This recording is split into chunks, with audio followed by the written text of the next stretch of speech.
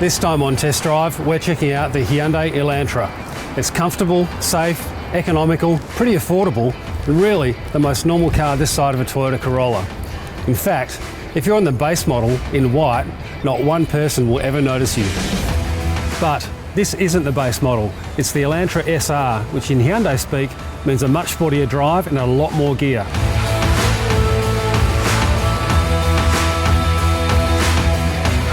You see, in recent years, a market has emerged for small cars with just a little extra sparkle.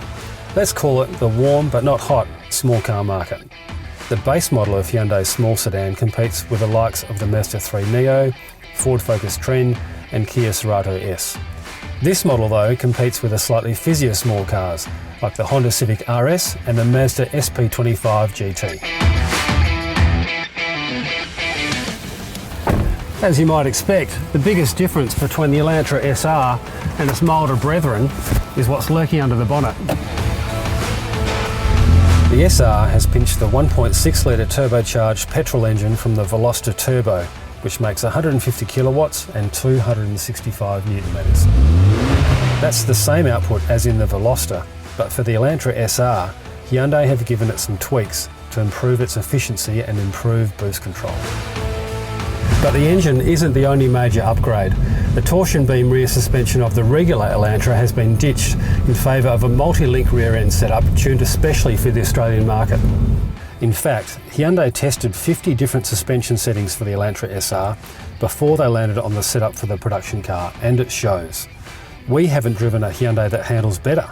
It does sit lower and ride a little more firmly than the regular Elantra, but there has been a tremendous improvement in the way the car recovers and settles from road bumps when you're underway. It responds quickly and precisely to steering inputs, and there's very little body roll on the corners. The more obvious changes with the SR are a body kit, SR-specific badging and twin-spoke 17-inch alloy wheels. The leather interior gets sporty, supported seats with various trim highlights plus a sunroof. You can even opt for the rather rowdy red leather seats. Legroom in what is classed as a small car is excellent. I've adjusted the front seat to deal with my 190cm frame, and yet in the back there's still enough room for someone with the same level of lankiness. The 7-speed in the car we're testing here is smooth both when it engages from standstill and between gear changes when you're underway, although there is some minor surging at low speed, which is typical of a twin clutch box. In the ADR test, fuel consumption is 7.2 litres per 100 for the Elantra SR Auto, and in mostly around town driving, we achieved pretty close to that with 7.8 litres per 100. Impressive for such a sporty thing. It's compatible with Apple CarPlay and Android Auto, and Safety Kit includes blind spot detection and rear cross traffic alert. Autonomous braking is the most obvious omission, and the Space Saver spare tyre is also a safety issue in the event that you get a flat. Still, it does have 6 airbags and advanced seatbelt reminders on all 5 sitting positions, helping it achieve a 5-star ANCAP safety rating.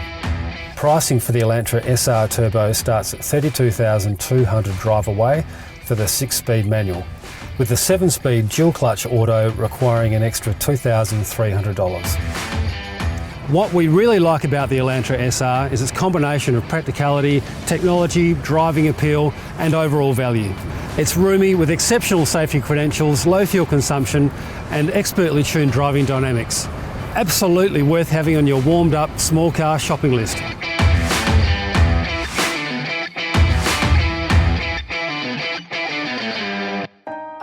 RAC, for the better.